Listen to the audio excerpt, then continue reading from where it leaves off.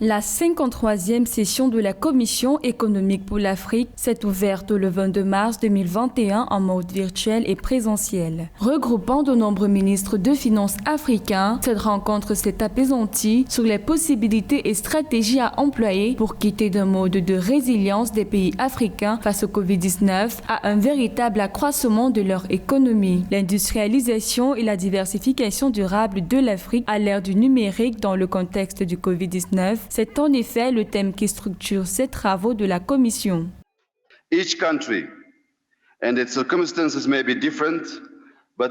Chaque pays africain, bien que les circonstances ne soient pas les mêmes, doit dans ce combat avoir au moins 3 points cruciaux à l'ordre du jour. En premier, la transformation digitale. En second, l'économie intelligente face au climat. Et en dernier, un cadre institutionnel pour sa mise en œuvre.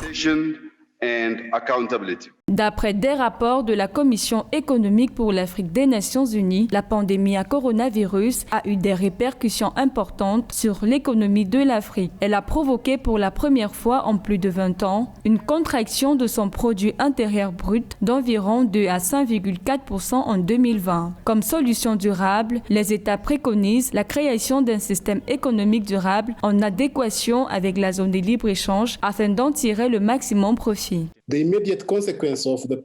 La conséquence immédiate de la pandémie a été le besoin urgent d'augmenter les dépenses gouvernementales pour arrêter la propagation de la COVID-19 et appuyer les entreprises et les ménages affectés par la pandémie. Les pays riches ont déployé leurs ressources financières comme stimulants. Les pays pauvres n'ayant pas suffisamment de moyens n'ont pas pu entreprendre des dépenses nécessaires pour contrôler la COVID-19. Par conséquent, un financement important est nécessaire pour la gestion de la COVID-19 ainsi que pour la reprise économique des pays africains.